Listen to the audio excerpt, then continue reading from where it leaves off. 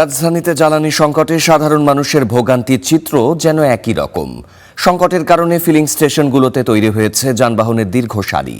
অধিকাংশ পাম্পই বন্ধ থাকায় চাপ বাড়ছে সচল পাম্পগুলোতেও। ভোর থেকেই ঘন্টার পর ঘন্টা লাইনে দাঁড়িয়ে থাকতে হচ্ছে কয়েক লিটার তেল পেতে। এতে গ্রাহকদের মধ্যে তৈরি হয়েছে তীব্র অসন্তোষের। কেউ কেউ অভিযোগ করছেন, তেল থাকলেও কৃত্রিম সংকট তৈরি করা হচ্ছে। রাজধানীর নানা পাম্পে ঘন্টার পর ঘন্টা অপেক্ষা করেও তেল না পেয়ে ক্ষুব্ধ চালক এবং সাধারণ মানুষ। ঢাকা এবং ঢাকার বাইরের জ্বালানি পরিস্থিতির অবস্থা কেমন, সেই খবর জানাতে আমাদের সহকর্মীরা আমাদের সাথে যোগ দেবেন। ঢাকায় আমাদের সহকর্মী ফাহিম রয়েছেন এবং জামালপুরেও আমাদের সহকর্মী রয়েছেন। তো শুরুতে একটু ফাহিমের কাছে যেতে চাই। তিনি রয়েছেন তেজগাঁর একটি ফিলিং স্টেশনে, সেখানকার পরিস্থিতি জানবো তার কাছে। ফাহিম, তেজগাঁতে আসলে যে ফিলিং স্টেশনে আপনি রয়েছেন, আজকের আসলে জ্বালানি পরিস্থিতি কেমন দেখা যাচ্ছে? শুরুতে একটু জানতে চাই যে পরিমাণে তেল আসলে ডিপো থেকে যে স্টেশনগুলো রয়েছে সেখানে সরবরাহ করা হচ্ছে সেটি তারা পাচ্ছেন কিনা, আর গ্রাহকদের কি কোনো রেশনিং এর মাধ্যমে তেল দেওয়া হচ্ছে কি? সাফাত, রাজধানীতে সকাল থেকে আমরা যে ধরনের পরিস্থিতি দেখতে পাচ্ছি, প্রতিদিন প্রায় 24 ঘন্টার মধ্যে 20 থেকে 22 ঘন্টা আমরা দেখতে পাই যে বেশিরভাগ ফিলিং স্টেশনেই কিন্তু যানবাহনের যে দীর্ঘ সারি সেটি থাকে। আজকে সকাল থেকে আমরা দেখতে পেয়েছি কয়েক কিলোমিটার পর্যন্ত দীর্ঘ হয়েছে রাজধানীতে যে সকল ফিলিং স্টেশনগুলো বড় এবং ধারণ ক্ষমতা বেশি রয়েছে যে সকল ফিলিং স্টেশনগুলোতে। আমি বর্তমানে তেজগাঁওয়ের যে ফিলিং স্টেশনটিতে রয়েছি, এখানে কিন্তু রেশনিং করা হচ্ছে না। আপনি যেমনটা বলছিলেন যে কিছু জায়গায় কিন্তু রেশনিং করা হচ্ছে।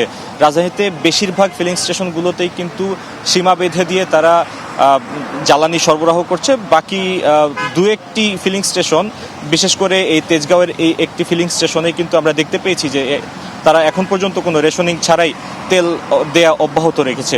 যেহেতু তেলের সরবরাহ ঘাটতিকে তারা কারণ হিসেবে উল্লেখ করছেন, এছাড়া তারা বলছেন যে গেল 1 মাস আগে যেমন তাদের কাছে সরবরাহ এসেছে, তো 1 মাস পর তাদের কাছে কিন্তু এখন বর্তমানে সরবরাহ প্রায় একই রকম আছে।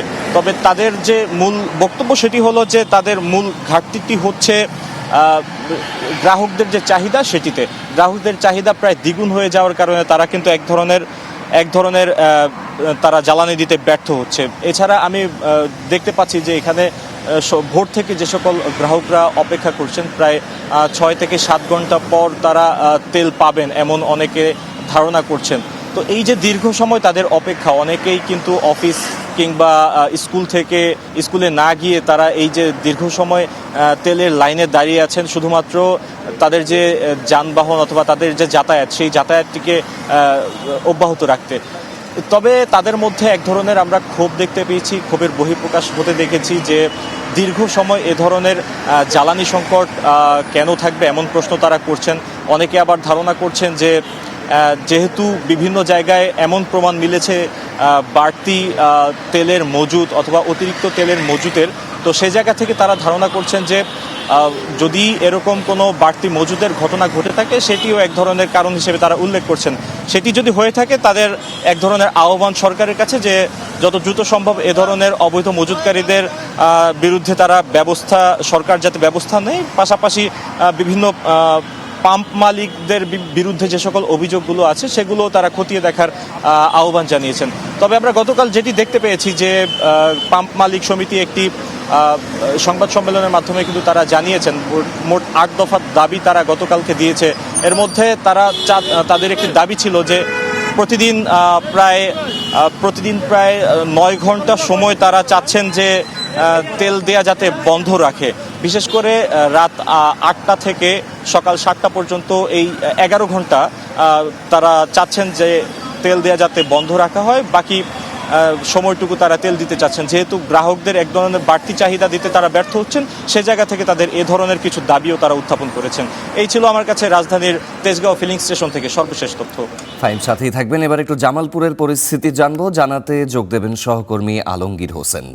আলমগীর, জ্বালানি তেল তো অনেক প্রকারের রয়েছে, পেট্রোল ডিজেল থেকে শুরু করে। তো কোন ধরনের গ্রাহকেরা আসলে বেশি ভোগান্তিতে রয়েছেন? এই সংকট নিরসনে যে ফুয়েল কার্ড বা অন্য কোনো উদ্যোগ নেয়ার কথা বলা হচ্ছিল, সেটি কি আসলে জামালপুরে নেওয়া হয়েছে কি? শফাত, জামালপুরে যদি আমি সবচেয়ে ভোগান্তির কথা বলি তাহলে বলতে হবে এখানকার যারা বাইকাররা রয়েছে, অর্থাৎ পেট্রোল এবং অকটেনের যে সংকটটা কিন্তু আসলে চরম আকার ধারণ করেছে। আর জামালপুরে আসলে এখন পর্যন্ত ফুয়েল কার্ড জেলা প্রশাসন থেকে নির্ধারণ করা হয়নি, কিন্তু প্রতিটি ফিলিং স্টেশনেই কিন্তু ট্যাগ অফিসার নিয়োগ করা হয়েছে যাতে জ্বালানি সরবরাহ নিশ্চিত করা যায়। আমি আপনাকে যদি বলে রাখি, জামালপুরে মোট ফিলিং স্টেশন রয়েছে 17টি, কিন্তু এই তেল সংকট দেখা দেওয়ার পর থেকে কিন্তু প্রায় প্রতিটি ফিলিং স্টেশনে কিন্তু আসলে বন্ধ থাকছে। প্রতিদিন হাতে গোনা আসলে 2 থেকে 3টি ফিলিং স্টেশন আসলে চালু করা যাচ্ছে। তো আমি এই মুহূর্তে অবস্থান করছি জেলার শহরের সব থেকে যে বড় ফিলিং স্টেশন অর্থাৎ জাভেদ ফিলিং স্টেশনে। এই ফিলিং স্টেশনে কিন্তু আজ একটি তেল আসার কথা রয়েছে এমন খবরের ভিত্তিতেই কিন্তু বাইকাররা গতকাল রাত থেকে মূলত আসলে এখানে উপস্থিত হয়েছিল। আমরা দেখতে পাচ্ছি দীর্ঘ সারি বাইকার থেকে শুরু করে যারা আসলে ব্যক্তিগত গাড়ি ব্যবহার করেন, বিভিন্ন প্রাইভেট কার এবং বিভিন্ন যে মাইক্রো বাস রয়েছে, তা কিন্তু এখানে আসলে আমরা দীর্ঘ লাইন লক্ষ্য করতে পেরেছি। এখানে আমি কয়েকজনের সাথে কথা বলেছি যারা বাইকার রয়েছেন, তারা আসলে গতকাল রাত থেকেই কিন্তু এখানে আসলে উপস্থিত রয়েছেন তেল নেওয়ার জন্য। তো আমি ফিলিং স্টেশন যারা কর্মকর্তা রয়েছে তাদের সাথে কথা বলেছি, তারা এখানে আসলে রেশনিং পদ্ধতিতে আসলে তেল দিচ্ছে। প্রতিটি বাইকারকে মূলত আসলে 500 টাকার করে এখানে তেল বরাদ্দ দেওয়া হচ্ছে। তো ফিলিং স্টেশন কর্তৃপক্ষ যে বিষয়টি বলছেন যে আসলে তাদের যে বরাদ্দ, যে পরিমাণ তেল আসে, তা কিন্তু আসলে আসার পর মাত্র 2 থেকে 3 ঘন্টার মধ্যেই শেষ হয়ে যাচ্ছে।